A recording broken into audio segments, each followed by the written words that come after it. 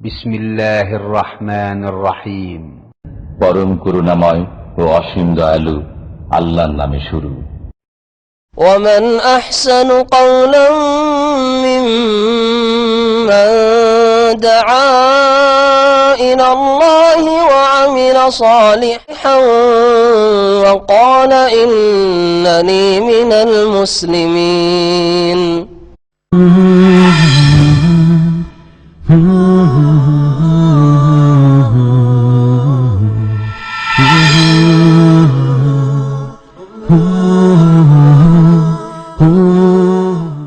السلام عليكم ورحمة الله وبركاته. بسم الله الرحمن الرحيم. الحمد لله رب العالمين والصلاة والسلام على سيد المرسلين نبينا محمد وعلى آله وصحبه أجمعين. أما بعد فقد قال المؤلف رحمه الله تعالى وعن ابن عباس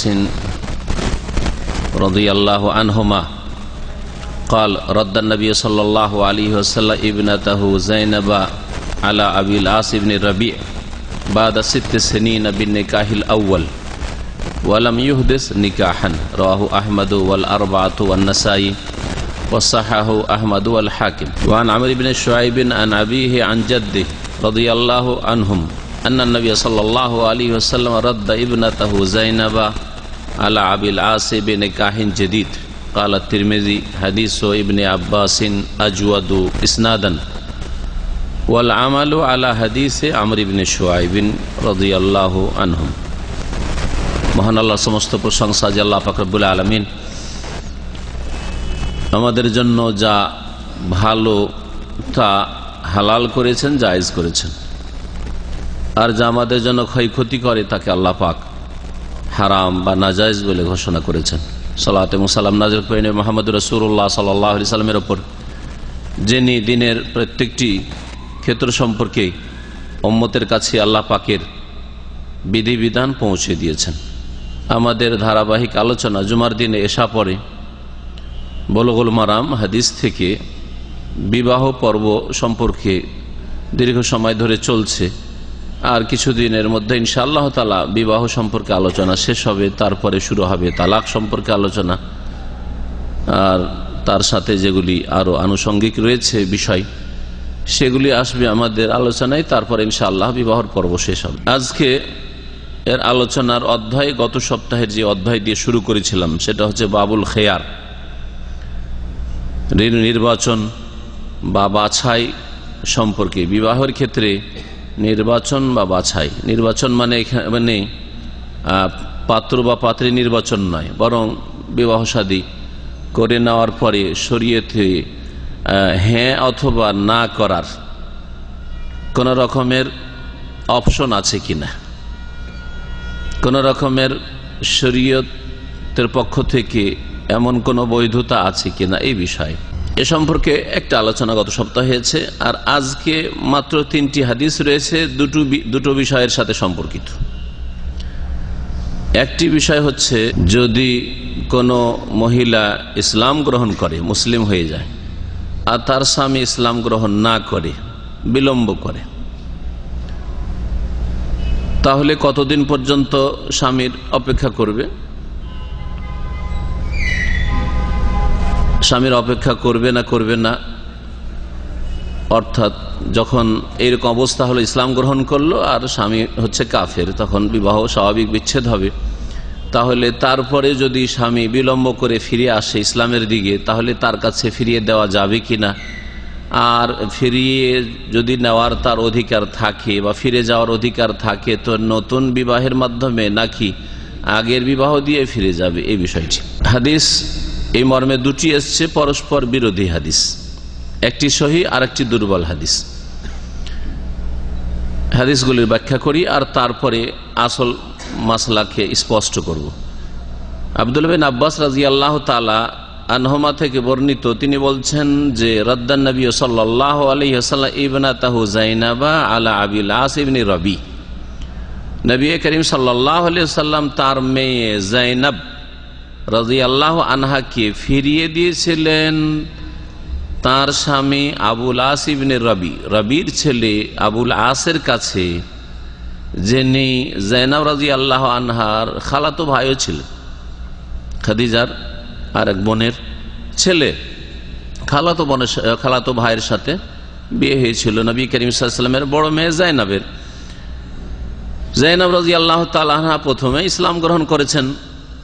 বাপ যখন ওহী নিয়ে আসলেন প্রথম অবস্থাতে ইসলাম গ্রহণ করেছিলেন, কিন্তু আবুল আস বিন রাবি ইসলাম গ্রহণ করেনি, বিলম্ব করেছিল। হুদাইবিয়ার সন্ধির বছর অর্থাৎ ষষ্ঠ হিজরিতে ইসলাম গ্রহণ করে। ইসলাম যখন গ্রহণ করে এতদিন পর্যন্ত জাইনাব রাদিয়াল্লাহু তাআলা আনহা আর অন্য কোন জায়গায় বিবাহে বসেন নাই।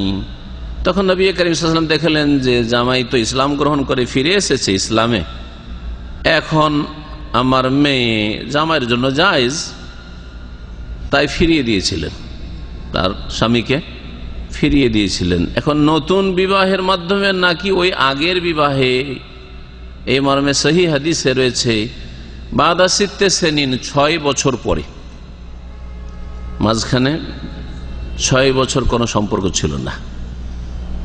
বিন্নিকাহিল আউয়াল, প্রথম বিবাহের মাধ্যমে, ওই আগের যে বিবাহ, জাহিলিয়াতের যুগের যে বিবাহ ছিল, সেই বিবাহের মাধ্যমেই নবী করিম সাল্লাল্লাহু আলাইহি ওয়াসাল্লাম নিজ মেয়েকে তার স্বামীর কাছে ফিরিয়ে দিয়েছিলেন, আবুল আসের কাছে রাদিয়াল্লাহু আনহু। আবুল আস পর ইসলাম গ্রহণ করেছিলেন। এই যে 6 বছর বলা হয়েছে, 6 বছরটা কোনখান থেকে কোনখান পর্যন্ত বোঝানো হয়েছে? এই হাদিসে যেটা বলা হয়েছে সেটা 6 বছর জাইনাব রাদিয়াল্লাহু আনহার হিজরতের সময় থেকে শুরু করে আবুল আস তার স্বামীর ইসলাম গ্রহণ করা পর্যন্ত সময়টাকে বোঝানো হয়েছে। এটা হচ্ছে 6 বছর, কারণ হিজরতের 6ষ্ঠ বছরে, 6ষ্ঠ হিজরিতে ইসলাম গ্রহণ করেন আবুল আস ইবনে রবি রাদিয়াল্লাহু তাআলা আনহু। তাহলে 6 বছর হচ্ছে এর মাঝখানে, তাই না? 6ষ্ঠ হিজরি মানে হিজরত করলেন জাইনাব রাদিয়াল্লাহু আনহা প্রথম হিজরিতে নবী সাল্লাল্লাহু আলাইহি সাল্লামের হিজরতের পরেই, আর তারপরে 6 বছর পরে। এই 6 বছরকে এখানে উল্লেখ করা হয়েছে, কিন্তু তাদের মাঝে পৃথকতা যে হয়েছিল, বিচ্ছিন্নতা হয়েছিল, ইসলাম গ্রহণ থেকে শুরু করে ফিরিয়ে দেওয়ার মাঝে 6 বছর নয়। বর্ণনাকারী বর্ণনা করতে গিয়ে যে কথাটি বর্ণনা করেছেন তার হয় ভ্রম হয়েছে, যেমন অনেক ভাষ্যকাররা বলেছেন যে দুইজনের মাঝে যে বিচ্ছিন্নতা ছিল সেটা 6 বছরের বিচ্ছিন্নতা ছিল না। হিজরত করে আসা, কার হিজরত? নবী সাল্লাল্লাহু আলাইহি ওয়াসাল্লামের মেয়ের হিজরত, জাইনাব রাদিয়াল্লাহু আনহার হিজরত থেকে শুরু করে তার স্বামীর ঘরে আবার ফিরে যাওয়া, স্বামী ইসলাম কবুল করা, এর মাঝখানের সময়টা কতটা ছিল? 6 বছর ছিল। কিন্তু ইসলাম গ্রহণ করেছেন জাইনাব রাদিয়াল্লাহু আনহা প্রথম যুগে, তাহলে 6 বছরে আরো যদি 13 লাগান তো কত হয়ে যাবে? 19। 6ষ্ঠ হিজরি যদি ধরেন তো 5ই ধরেন তো 18 বছর।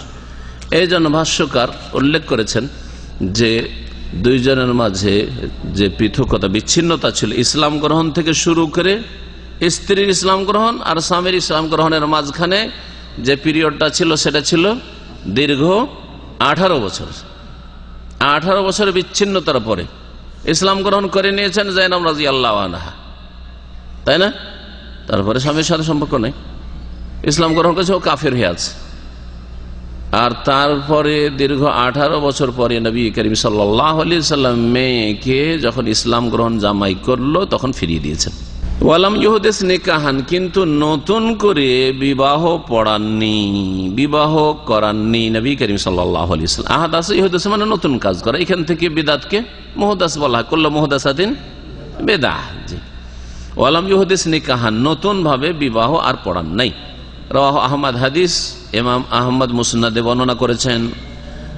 আর ইমাম নাসাই ছাড়া হাফিজ বিন হাজারের যে 4-এর পরিভাষা রয়েছে তার ভূমিকাতে কিতাবে, তারা অর্থাৎ 4 বলতে তিনি 4 ইমাম বলতে কাকে কাকে বুঝিয়েছেন? আবু দাউদ, নাসাই, তিরমিজি, ইবনে মাজাহ। এই 4 জনের মধ্যে ইমাম নাসাই ব্যতীত বাকি 3 জন। তাহলে আবু দাউদে রয়েছে হাদিসটি, তিরমিজিতে রয়েছে, আর ইবনে মাজাহ রয়েছে, আর মুসনাদ আহমদে রয়েছে। ওয়াসাহাহু আহমদ ওয়াল হাকিম, ইমাম আহমদ হাদিসটিকে সহিহ বলেছেন। ওয়াল হাকিম, ইমাম হাকিম মুস্তাদরাকে নিয়ে এসেছেন, তার কাছে হাদিসটি সহিহ। এই হাদিস সম্পর্কে ভাষ্যকার বলছেন শেখ আল্লামা আল বাসসাম যে হাদিস সহিহ। এই হাদিসটি হচ্ছে সহিহ হাদিস, অর্থাৎ আগের বিবাহেই ফিরিয়ে দিয়েছে রাসূলুল্লাহ সাল্লাল্লাহু আলাইহি সাল্লাম তার স্বামীর কাছে দীর্ঘ সময় পরে। দ্বিতীয় হাদিসটি দেখেন, আমর ইবনে শুআয়ব থেকে বর্ণিত, তিনি বর্ণনা করছেন তার পিতা শুআয়ব থেকে, শুআয়ব তার দাদা থেকে, দাদার নাম আব্দুল্লাহ বিন আমর ইবনে আস, দাদা হচ্ছেন প্রখ্যাত সাহাবী আব্দুল্লাহ বিন আমর ইবনে আস রাদিয়াল্লাহু আনহু থেকে বর্ণিত।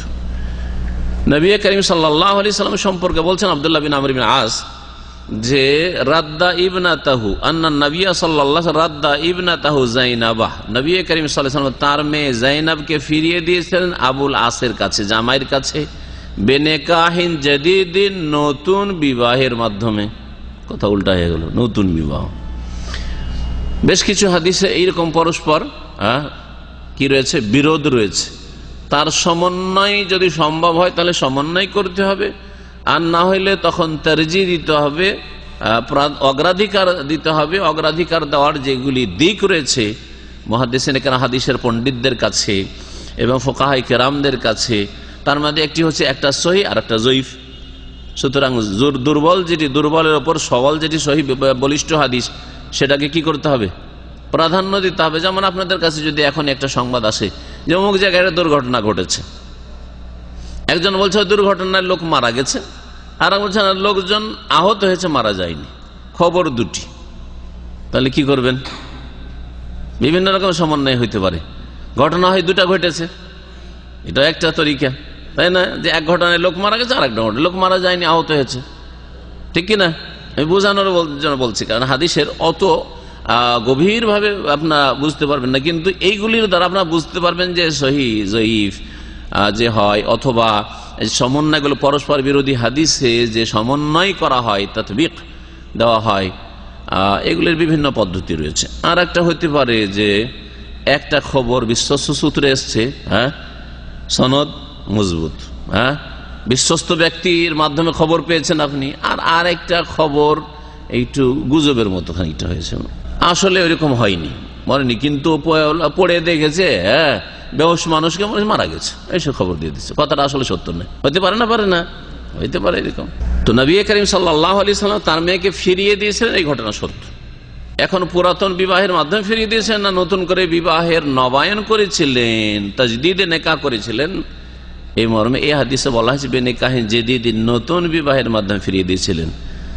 হাদিস তিরমিজিতে আছে, ইবনে মাজায় রয়েছে। ইমাম তিরমিজি বলছেন যে হাদিস ও ইবনে আব্বাসিন আজওয়াদ ইসনাদান, নিজে ইমাম তিরমিজি হাদিসটি সংকলন করেছেন এই হাদিসটি, আর তারপরে তিনি বলছেন যে আব্দুল্লাহ বিন আব্বাস রাদিয়াল্লাহু আনহুমার যে হাদিসটি রয়েছে ওটাও তিনি উল্লেখ করেছেন, আগের হাদিসটি, সেটা হচ্ছে সনদের দিক থেকে অতি উত্তম। জাইয়্যিদ থেকে ইসম তাফজিল হচ্ছে আজওয়াদ, অতি উত্তম। জাইয়্যিদ মানে উত্তম, তাই না? আর আজওয়াদ মানে অতি উত্তম। সনদের দিক থেকে, সূত্রের দিক থেকে অতি উত্তম, মানে তার সূত্র হচ্ছে সহি। ওয়াল আমালু আলা হাদিস আমর ইবনে শুআয়ব, তবে আমল রয়েছে ফুকাহায়ে কেরামদের, মানে যে মতটি অধিকাংশ ফুকাহারা পোষণ করেছেন সেটা আমর ইবনে শুআয়বের হাদিসের ভিত্তিতে। তিনি যতটুকু বুঝেছেন বিষয়টাকে সেইভাবে তিনি ব্যাখ্যা করেছেন। বলছেন যে আমল করেছে লোকেরা অথবা ফুকাহারা কোন হাদিসের ওপর? আমর ইবনে শুআয়বের হাদিসের ওপর। তার মানে যদি এইরকম হয় যে স্বামী স্ত্রীর বিবাহের মাঝে সময়ের ব্যবধান থাকে আর ইদ্যত পার হয়ে চলে গেছে, তাহলে কি করতে হবে? ফিরিয়ে দিতে হলে নতুন বিবাহে ফিরিয়ে দিতে হবে, নতুন বিবাহের মাধ্যমে ফিরিয়ে দিতে হবে, বিবাহের নবায়ন করতে হবে, এক কথায়। এটা হচ্ছে অধিকাংশ ফুকাহাদের আমল, কিন্তু সকলের আমল না। তাহলে ইমাম তিরমিজি বলেছেন যে আমল যে রয়েছে আমর ইবনে শুআয়বের হাদিসের উপর, এটা যদি সকলের কথা বলা হয় তাহলে কথাটি ভুল, তথ্য তাহলে ভুল, বড় মানুষেরও ভুল হতে পারে। কখনো ভাববেন না যে উনি কেন ভুল করবেন। এত বড় বড় আইম্মা কেরামদের যদি ইজতিহাদে অথবা কথাটা নকল করতে গিয়ে সূক্ষ্মতায় ভুল থাকে, অথবা মত পোষণ করতে গিয়ে দলিলের ক্ষেত্রে ভুল থাকে, তাহলে আমাদের ভুল হওয়াটা স্বাভাবিক, স্বাভাবিক। সুতরাং আজকাল এক শ্রেণীর মানুষ রয়েছে, কি করে ভুল করতে পারে? দুইজনে সহি আকীদার লোক, দুটা মত কি করে হইতে পারে? অবশ্যই হইতে পারে। তিনি যেভাবে বুঝেছেন তিনি বলেছেন, আমি যেভাবে বুঝেছি আমি বলেছি, ঠিক না? আমি যেটাকে ঠিক বুঝেছি সে ঠিক বলেছে, অন্য লোক যেটাকে ঠিক বুঝেছে সেটাকে ঠিক বলেছে। যদি নয় যে সকল উম্মত এক মত হয়ে যাবে। আকীদার ক্ষেত্রে মৌলিক বিষয় ইখতিলাফ থাকলে বড় ধরনের সমস্যা, কিন্তু যদি মাসলা মাসাইল ইখতিলাফ থাকে আর সেটাও দৃষ্টিভঙ্গির পার্থক্য, দলিল বুঝতে গিয়ে বুঝার পার্থক্য, আর সকলে বোঝার চেষ্টা করেছে, তাহলে তাদের ওপর কোনো দোষ আরোপ করা যাবে না। কোনো দোষ করেনি, ভুল করলেও সে চেষ্টা করেছে, সে এক নেকি পেয়েছে ভুল করলেও, চেষ্টা করার, মেহনত করার, ইজতিহাদের। আর যদি সঠিক সিদ্ধান্তে পৌঁছিতে পারে তাহলে দ্বিগুণ নেকি পেয়েছে, ডবল নেকি পেয়েছে। যেমন নবী করিম সাল্লাল্লাহু আলাইহি ওয়াসাল্লামের এই মর্মে হাদিস রয়েছে। এই হাদিস সম্পর্কে ভাষ্যকার বলছেন যে আল হাদিস যায়িফুন, এই হাদিসটি দুর্বল। বিবাহ নতুন করে পড়াইতে হবে, এই মর্মে যে হাদিসটি আমর ইবনে শুআয়বের হাদিসটি হচ্ছে দুর্বল। বলছেন যে আমর ইবনে শুআয়ব থেকে বর্ণনাকারী হাজ্জাজ নামে এক ব্যক্তি রয়েছেন, আর হাজ্জাজ আমর ইবনে শুআয়ব থেকে শোনেননি, মাঝখানে আর একজন থেকে শুনেছেন, যার নাম উল্লেখ করেন নাই। তাহলে হাদিসে বিচ্ছিন্নতা হয়ে গেল না, হলো না? জি, ওই ব্যক্তির নাম মোহাম্মদ বিন ওবায়দুল্লাহ আর আজমি। হ্যাঁ, আর সেই ব্যক্তি দুর্বল। দেখা গেছে যে যার থেকে তিনি শুনেছেন সে দুর্বল, সুতরাং হাদিস দুর্বল।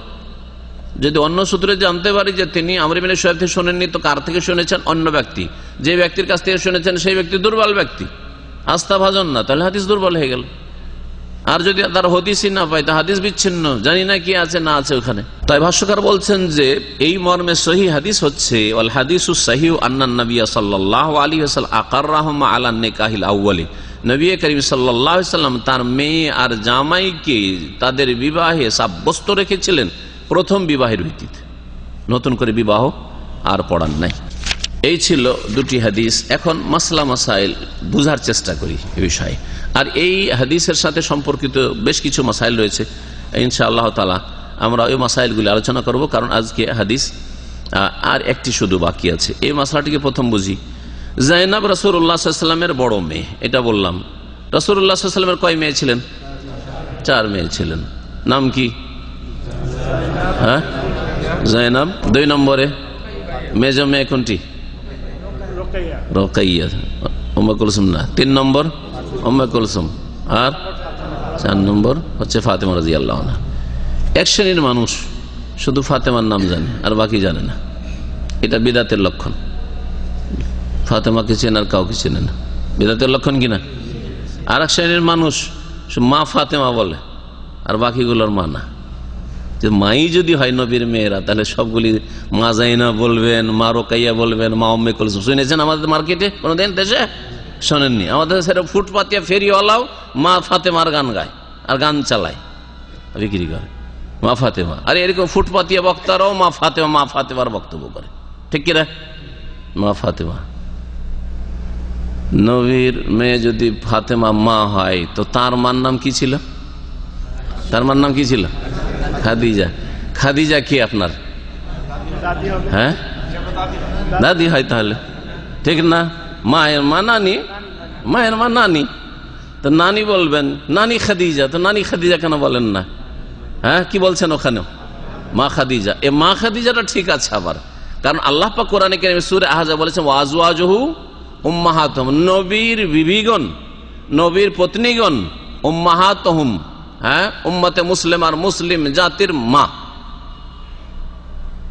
তাহলে আপনি নবী সাল্লাল্লাহু আলাইহি ওয়াসাল্লামের স্ত্রীদেরকে মা বলবেন।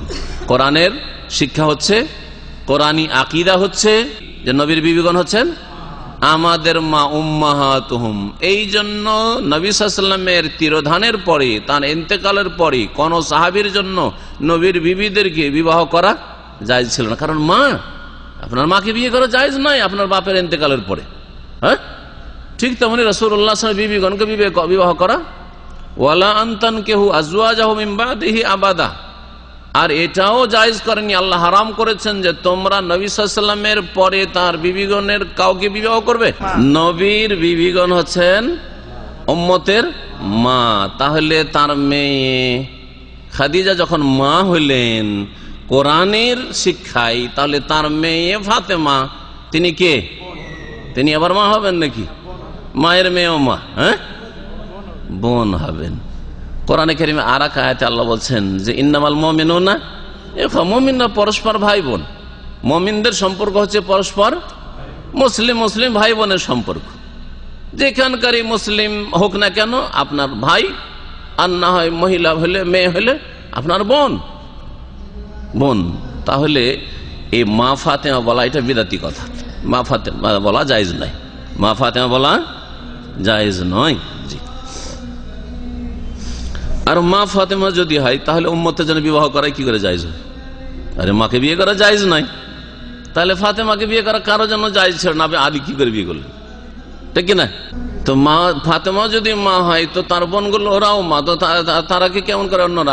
আবুল আসি কি করে বিয়ে করলেন? তার জন্য কি করে জায়েজ হলো? তো মাকে বিয়ে করা জায়েজ নয়। আবুল আস নবীর উম্মত, হ্যাঁ, ওসমান নবীর উম্মত। ওসমান কি করে দুই মেয়েকে উম্মে কুলসুমকে আর রোকায়ে বিয়ে করলেন? বোঝা যাচ্ছে? সুতরাং এসব বিদাতি কথা ছাড়তে হবে। বলছেন যে আবুল আসের স্ত্রী ছিলেন জৈনব, ফাসলামাত, ইসলাম গ্রহণ করলেন। হাজারাত কাবলা ইসলামে জৌজিহা, স্বামী ইসলাম গ্রহণ করল না, তিনি হিজরত করে চলে আসলেন। ফালাম্মা আসলামা, যখন ইসলাম গ্রহণ করলেন আবুল আস আর হিজরত করে আসলেন নবী করিম সাল্লাল্লাহু আলাইহি ওয়াসাল্লাম, তখন তার মেয়ের অন্য জায়গায় বিয়ে হয়নি, আগের বিবাহেই। আমর ইবনে শুআইবের হাদিস যায়িফ, এই কথাটি কোনো নতুন না। ইমাম আহমদের মতো প্রখ্যাত ইমাম তিনি বলছেন কালাল ইমাম আহমদ যায়িফুন, আমর ইবনে শুআইবের হাদিস হচ্ছে যায়িফ।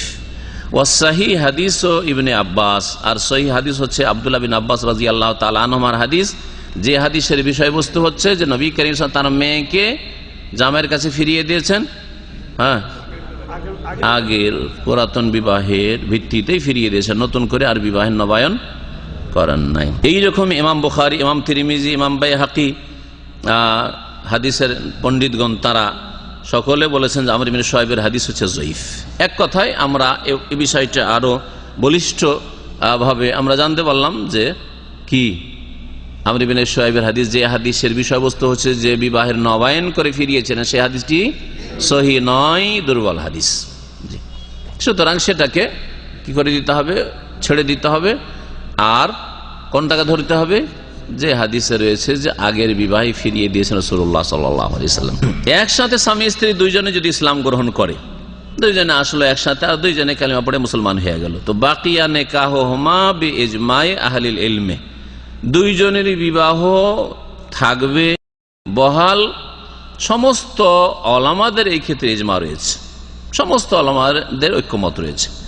লিআন্নাহু লাম ইউজাদ মিনহুমা ইখতিলাফু দ্বীন, কারণ এই ক্ষেত্রে দ্বীনের ভিন্নতা আসেনি, ধর্মের ভিন্নতা আসেনি। ধর্মের ভিন্নতা আসলে বিবাহ বিচ্ছেদ হয়ে যায়, বিবাহ থাকে না, এটা যে শরীয়তের বিধান। সুতরাং এইটা হয়নি, দুজনে এসছে আর কালিমা পড়ে নিয়েছে। এই মর্মে দুটি মত রয়েছে, এই মর্মে দুটি মত রয়েছে। বলছেন যে অধিকাংশ ওলামারা, যাহাবা জমহুরুল ওলামা ইলা আন্নাহু ইন আসলাম আহাদুজ যাওজাইনি গায়রিল কিতাবিয়াইনি ক্বাবলা দুখুলি বাতালান নিকাহ, অধিকাংশ ওলামারা বলছেন যে মিয়া বিবি, স্বামী স্ত্রী দুইজনের একজন যদি ইসলাম গ্রহণ করে দুইজনের পরস্পরের সাক্ষাতের, সহবাসের, মিলনের পূর্বে একজন ইসলাম গ্রহণ, সাথে সাথে নিকাহ বাতিল হয়ে যাবে, এটা অধিকাংশ ওলামাদের মত। ওয়া আন্নাল কিতাবিয়াতা ইযা আসলামাত, আর ইহুদি বা খ্রিস্টান মহিলা কিতাবী যদি ইসলাম গ্রহণ করে আর তার স্বামী যদি কাফের মুশরিক হয়, কিতাবী না হয়, মানে ইহুদিও না খ্রিস্টান না, আহলি কিতাব নয়,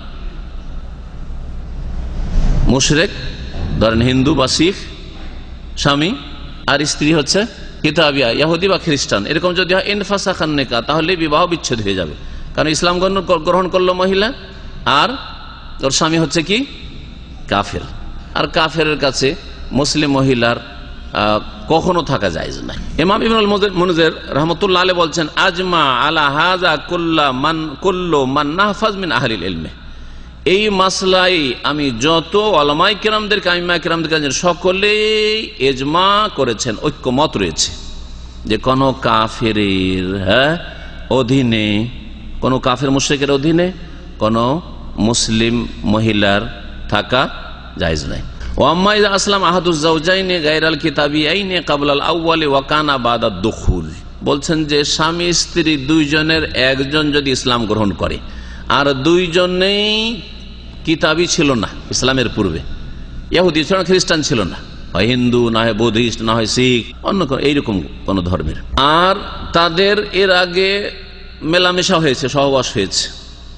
ওকেফাল আমরো এলা ইনকিদাইল ইদ্দাতে, ইদ্দত পর্যন্ত তাদের বিবাহ থাকবে এবং অপেক্ষা করা হবে। এর মাঝে যদি ফাইন আসলাম আসানি, একজন তো ইসলাম গ্রহণ করে নিয়েছে, দ্বিতীয় যদি ইসলাম গ্রহণ করে নাই ইদ্দত পার হওয়ার আগে, তাহলে ফাহমা আলা নিকাহেমা, তাদের বিবাহ বহাল থাকবে।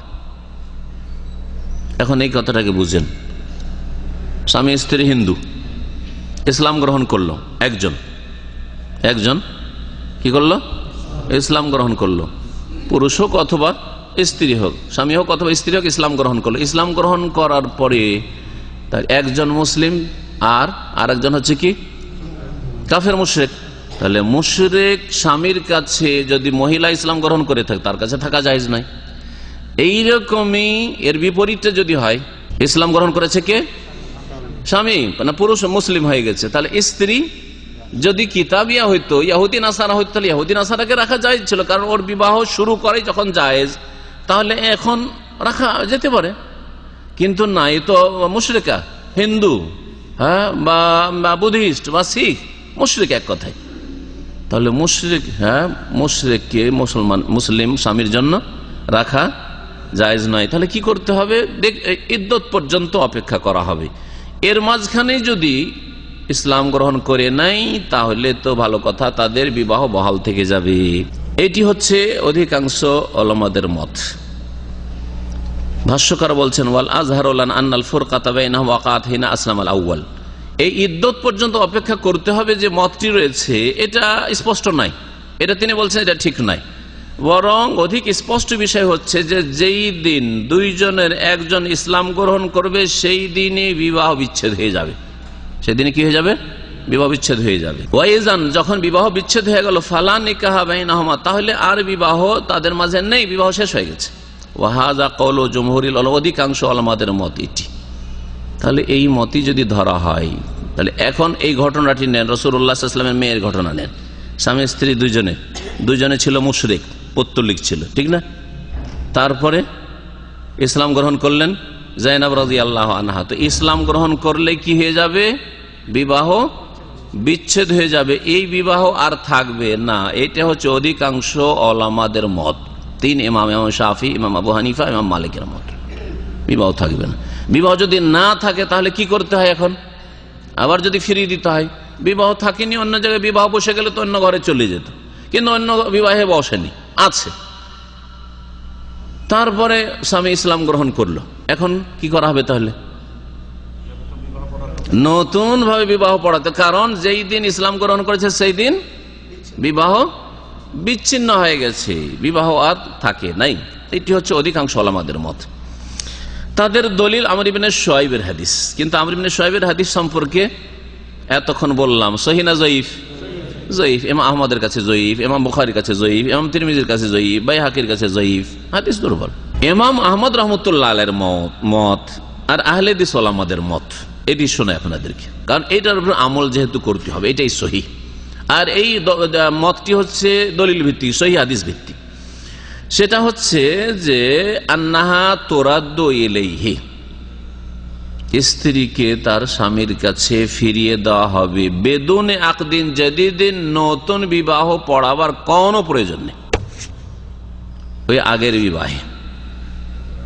ওয়াইন তালাতিল মুদ্দাত, যদিও ইদ্দত পার হয়ে বছরকে বছর পার হয়ে চলে গেছে, বছরকে বছর পার হয়ে চলে গেছে, দীর্ঘ সময় পার হয়ে গেছে। ওয়ান কাজাতিল ইদ্দাত, ইদ্দত পার হয়ে চলে গেছে, যেমন যায়েনব রাদিয়াল্লাহু আনহার সাথে বিচ্ছিন্নতা তার স্বামীর 18 বছরের, কিন্তু মাঝখানে অন্য জায়গায় বিবাহ হয়নি। মালাম তাতাজাওয়াজ, ইদ্দত পার হওয়ার পরে অন্য জায়গায় বিয়ে হয়ে গেছে। ইদ্দতটা কেন পার করতে হবে এটাও বুঝতে হবে নাকি? কাফেরের ঘর থেকেও যখন ইসলাম গ্রহণ করে এক মহিলা আসলো, তখন ওর ইদ্দত পার করতে হবে। ইস্তিবরায়ে রহম, তার জরায়ু যে গর্ভমুক্ত আছে এটা প্রমাণ করার জন্য, জরায়ু গর্ভমুক্ত রয়েছে এটা প্রমাণ করার জন্য, এটা স্পষ্ট করে দেওয়ার জন্য। এক হাইজ ইদ্যত পার করতে হবে, যাতে স্পষ্ট হয়ে যায় যে যখন মাসিক হয়ে গেছে তার মানে পেটে বাচ্চা নেই, পেটে বাচ্চা নেই। এরপরে যদি বাচ্চা ধরে বিবাহ হওয়ার মাধ্যমে, তাহলে যে স্বামী নতুন বিবাহ করেছে তার, আর যদি এমনিতে বিনা বিবাহে বাচ্চা ধরে তাহলে ঝাড়ুর সন্তান, ঠিক না, জেনা হয়েছে, স্পষ্ট হবে। তাহলে যদি এইরকমটা হয় যে ইদ্যুৎ নেই, কাফের ঘর থেকে ইসলাম গ্রহণ করে চলেছে, বিবাহ বিচ্ছেদ হয়ে গেছে, বিবাহ বিচ্ছেদের পরে ইদ্যুৎ পার করলো না, মাসিক হইতেও দিল না, বুঝাও গেল না পেটে বাচ্চা আছে কিনা, তার আগে সহবাস হয়েছে, যে তার স্বামী ছিল সহবাস হয়েছে, বুঝাও গেল না, আর তারপর অন্য ঘরে বিবাহ হয়ে গেল। অন্য ঘরে বিবাহ হওয়ার পরে ধর বাচ্চা ধরলো, এখনো বাচ্চা ধরলো অন্য ঘরে বিবাহের পরে না আগে থেকে পেটে বাচ্চা ধরেছিল, কেমন করে বোঝা যাবে? এবারে বুঝতে পেরেছেন? যখন বোঝা যাচ্ছে না, তাহলে এই ছেলেটা আকার নতুন যে বিবাহ করেছে তার ছেলে, এই ছেলের বাপ বা এই মেয়ের বাপ, এই স্বামী নতুন স্বামী না আগের স্বামী, কি করে বুঝবেন? এই হিকমতের কারণে ইদ্যত পার করা আবশ্যক। আর নবী করিম সাল্লাল্লাহু আলাইহি সাল্লাম বলেছেন যে নাহা রাসূলুল্লাহ আন ইয়াসখিয়া রাজুলু মা গায়রিহি, সেই হাদিস শুনে আপনাদেরকে রাসূলুল্লাহ সাল্লাল্লাহু আলাইহি সাল্লাম অন্যের পানিতে, অন্যের সেচে সেচ করতে নিষেধ করেছেন। একজন সেচ করে রেখেছে, এটাকে সুখিয়া মানে হচ্ছে সেচ করা, যেমন জমিতে ভূমিতে কি করি আমরা, সেচ করি, ধানের জমিতে গমের জমিতে পানি দিই, তো অন্যের সেচ করাই সেচ করতে নিষেধ করেছেন। অর্থাৎ একজন সহবাস করেছে, আর সহবাস করার পরে বিষয়টা ক্লিয়ার হয়নি যে বাচ্চা ধরে আছে কি না, তার সেচ করা আছে, তার সেচ করা আছে, আরেকজন সেচ করবে, অর্থাৎ আরেকজন সহবাস করবে, এটা রাসূলুল্লাহ সাল্লাল্লাহু আলাইহি ওয়াসাল্লাম নিষেধ করেছেন, যাতে করে নাসাব বংশ পরিচয়টা স্পষ্ট হয় যে এই ছেলে কার বংশের, হতে পারে দুই বংশের, এক বংশের ছেলে আর এক বংশে ঢুকিয়ে দিবেন, বংশকে একাকার করে দিবেন। আর জেনার বহু ক্ষতির দিক রয়েছে, তার মধ্যে এটি হচ্ছে মারাত্মক ক্ষতির দিক। জেনার মাধ্যমে বংশ পরিচয় থাকে না, কে কোন বংশের, যার ওই সন্তান কোথা থেকে যে এসছে, কত যুবকের সাথে জেনা করেছে, তার ফলে বোঝা মুশকিল যে কোন বংশের ছেলে এটা। স্বামীর ঘরে থেকে যদি জেনা করে, তাহলে জেনা করে বাচ্চা নিয়ে এসছে, গর্ভধারণ করেছে, আর নাম হইল কার, যেটা স্বামীর সন্তান, আসলে স্বামীর না, স্বামীর সন্তান বানিয়ে দিল, এক অপরাধ করলো, তার উপরে এখন অপরাধের ওপর অপরাধ হতে শুরু হইলো, স্বামীর ধন সম্পদে ভাগ নিল, অথচ স্বামীর সাথে তার কোনো সম্পর্ক নেই, বংশী সম্পর্ক। জেনাতে কত ক্ষতির দিক, কত জুলম অত্যাচার জেনার মাধ্যমে হয়ে থাকে। এই জন্য আল্লাহ রাব্বুল আলামিন শিরকের পরে খুনের গুনাহ আর তারপরে জেনার গুনাহর কথা উল্লেখ করেছেন সূরা ফুরকানে, এত বড় কবিরা গুনাহ। তো ইমাম আহমদ রহমতুল্লাহ আলের মত আর আহলে হাদিস ওলামাদের মত হচ্ছে যে ফিরিয়ে দিতে হবে স্ত্রীকে, যদি মাঝখানে কোথাও বিবাহ না হয়, আর নতুন করে বিবাহ পড়াবার কোনো প্রয়োজন নেই। ওয়াইন তালাতাল মুদ্দাত, সময় লম্বা হয়ে গেল, ইদ্যত পার হয়ে গেল, মা লাম তাতাজাওয়াজ, যতদিন পর্যন্ত বিবাহ হয়নি। কিন্তু এর মাঝখানে যদি অন্য জায়গায় বিবাহ হয়ে যায়, যদি যায়েনব রাদিয়াল্লাহু আনহার রাসূলুল্লাহ সাল্লাল্লাহু আলাইহি ওয়াসাল্লাম অন্য জায়গায় বিবাহ পড়িয়ে দিতেন, পরে এসে যদি আবুল আস দাবি করতে যে আমি তো মুসলমান হয়ে গেছি, আমাকে ফিরিয়ে দেন, আমার স্ত্রীর আর অধিকার নেই, কারণ যেই সময়টায় বিয়ে পড়ানো হয়েছে তখন অন্য জায়গায় তার বিবাহ বসা জায়েজ ছিল, বিবাহ বসা জায়েজ ছিল। হ্যাঁ, ইদ্যতের মধ্যে থাকার যদি বিবাহ পড়িয়ে দেয় তাহলে বিবাহ জায়েজ ছিল না, সুতরাং এই বিবাহ হয়নি। দলিল ইমাম আহমদের দলিল বা আহলে হাদিস ওলামাদের দলিল আব্দুল্লাহ বিন আব্বাসের হাদিস, যেটি প্রথম হাদিস পড়লেন, বলছেন যে কারণ আব্দুল্লাহ বিন আব্বাস রাদিয়াল্লাহু তাআলা বর্ণিত হাদিস, আন্নান নবী সাল্লাল্লাহু আলাইহি ওয়াসাল্লাম রাদ্দা ইবনাতাহু আলা আবিল আস ইবনে রাবি বাদা সিত্তাসিন বিন নিকাহিল আউয়াল, নবী সাল্লাল্লাহু আলাইহি ওয়াসাল্লাম তার মেয়ে যায়েনবকে ফিরিয়ে দিয়েছেন তার স্বামী আবুল আসের কাছে 6 বছর পরে, আগের বিবাহেই। ওয়ালাম ইউহাদিস নিকাহ, নতুন করে আর বিবাহ পড়েন নাই। ইমাম ইবনে তাইমিয়া রাহমাতুল্লাহ আলাইহি বড় একজন গবেষক মুহাক্কিক ইমাম, আর তার সিদ্ধান্ত বড় একটা ওজন রাখে, মূল্য রাখে। তার মতটি শোনাই, বলছেন ওয়াখতারা শেখ তাকিউদ্দিন, শেখ তাকিউদ্দিন হচ্ছে উপাধি, লাকাব ইমাম ইবনে তাইমিয়া রাহমাতুল্লাহ আলাইহি। তো তিনি পছন্দ করেছেন বাকাউন নিকাহে বাইনাজ জাওজাইন, স্বামী স্ত্রীর মাঝে বিবাহ বহাল থাকা, ইজা আসলামাত কাবলাহু, যদি স্ত্রী স্বামীর আগে ইসলাম গ্রহণ করে নেয়, স্ত্রী স্বামীর আগে গ্রহণ করেছে, শাওন কানাল ইসলাম ক্বাবলা দুখুল, এই ইসলাম সহবাসের আগেই হয়ে যাক, শুধু বিবাহ হয়েছে তারপরে সহবাস হয়নি, দেখা সাক্ষাৎ হয়নি, ইসলাম গ্রহণ করে নিয়েছে। আওবাদ, অথবা সহবাসের পরে ইসলাম গ্রহণ করুক, মালাম তানকে জাওজান গায়রা, যতক্ষণ পর্যন্ত অন্য স্বামীর ঘরে না গেছে। অন্য স্বামীর ঘরে যদি চলে যেত তাহলে আর অধিকার থাকতো না, কারণ অন্য স্বামী যে গ্রহণ করেছে বৈধ অবস্থায় গ্রহণ করেছে। ইমাম ইবনুল কাইয়িম রাহমাতুল্লাহ আলাইহি, শাইখুল ইসলাম ইবনে তাইমিয়া রাহমাতুল্লাহ আলাইহির বড় একজন ছাত্র এবং বড় একজন মুহাক্কিক এবং অনেক কিতাবের লেখক, তিনি এটি গবেষণামূলক কথা বলেছেন, খুব মূল্য রাখে। যে আগে প্রথম দিকে ফোকাহাদের একটা মত উল্লেখ করলাম যে যদি দুইজনের স্বামী স্ত্রী একসাথে ইসলাম গ্রহণ করে তাহলে তো বহাল থাকবে, আর যদি আগে পরে করে তাহলে বিবাহ বিচ্ছেদ হয়ে যাবে যে বলেছেন। তো বলছি এটি কথা আসলে ঠিক নাই, ঠিক নাই, কারণ নবী করিম সাল্লাল্লাহু আলাইহি ওয়াসাল্লামের যুগে অহরহ ইসলাম গ্রহণ করেছে, আর জরুরি না যে সকলে এসে একসাথে দুইজন কলেমা পড়ছে, আর একসাথে আসলেও একজনকে আগে হয়তো কলেমা পড়েছে আর একজনকে পরে কলেমা পড়েছে, এটিও তো আগে পরে হয়েছে না, হয় নাই। আর তারপরে অধিকাংশ ঘটনা এরকম হয়েছে, হয়তো স্বামী ইসলাম গ্রহণ করেন, স্ত্রী রাজি নয়, চলে গেল 2-4-6 মাস 1 বছর, তারপর ইসলাম গ্রহণ করছে, হ্যাঁ, অথবা মহিলা ইসলাম গ্রহণ করে নিয়েছে, স্বামী রাজি না, ইসলাম গ্রহণ করবে না, তারপরে 2-4-6 মাস বছর পরে ইসলাম গ্রহণ করছে, এইরকমই হয়েছে। কিন্তু নবী করিম সাল্লাল্লাহু আলাইহি ওয়াসাল্লাম কখনো এরকম করে বিবাহ পড়াইতে বসেননি যে তোমাদের আগে পরে যেহেতু ইসলাম গ্রহণ হয়ে যায় সুতরাং বিবাহ, যদি থেকেছে অন্য জায়গায় বিবাহ না বসেছে তাহলে ফিরিয়ে দিয়েছে, এইটাই হয়েছে। যেমন জায়নাবের ঘটনা ঘটেছে ওই রকমই হয়েছে নবী সাল্লাল্লাহু আলাইহি ওয়াসাল্লাম অন্যান্য সাহাবী এবং সাহাবিয়াত সম্পর্কে। ওয়াকাল ইবনুল কাইয়িম ইন্না আহাদাজ জাওজাইনি ইজা আসলামা কাবলাল আখার, স্বামী স্ত্রী দুজনের একজন যদি আগে পরে ইসলাম গ্রহণ করে নেয়, লাম ইয়ানফাসিখিন নিকাহু বিইসলামিহি, ইসলাম গ্রহণ করলেই যে বিবাহ বিচ্ছেদ হয়ে যাবে এমন কথা নাই। ফাররাকাতিল হিজরাতু বাইনাহুম আম লা তুফাররিক, হিজরত করে দুইজন দুই দেশে চলে যাক অথবা নাই যাক, একই দেশে থাক একই শহরে থাক, ফাইন্নাহু লা ইউরাফু আন্না রাসূলুল্লাহ সাল্লাল্লাহু আলাইহি ওয়াসাল্লাম জাদ্দাদা নিকাহা জাওজাইনি সাবাকা আহাদুহুমা আল আখার বিইসলামিহি কাত্তু, কারণ নবী সাল্লাল্লাহু আলাইহি ওয়াসাল্লাম থেকে এমন কোন দলিল প্রমাণ জানা যায় না, ইতিহাস জানা যায় না যে নবী সাল্লাল্লাহু আলাইহি ওয়াসাল্লাম স্বামী স্ত্রীর বিবাহের নবায়ন করেছেন যারা আগে পরে হয়ে ইসলাম গ্রহণ করেছে, এইরকম কখনো করেনি নবী করিম সাল্লাল্লাহু আলাইহি ওয়াসাল্লাম। ওয়ালাম তাজালিস সাহাবাতু ইসলামু রাজুল ক্বাবলা ইমরাতি, আর সাহাবায়ে কেরামরা এইরকমই কেউ স্ত্রীর আগে এসে পুরুষ ইসলাম গ্রহণ করছে, আও তুসলিমু ক্বাবলা, অথবা মহিলা তার স্বামীর আগে এসে ইসলাম গ্রহণ করছে, এরকম ঘটনা অহরহ ঘটেছে নবী সাল্লাল্লাহু আলাইহি ওয়াসাল্লামের জামানায়।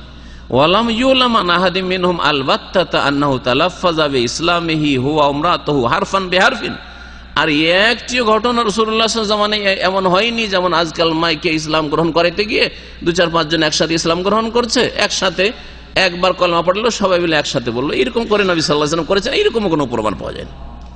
স্বামী স্ত্রী যদি একসাথেও এসে থাকে তো আগে পরে কালেমা পড়িয়ে তাদেরকে ইসলামে দীক্ষিত করেছেন।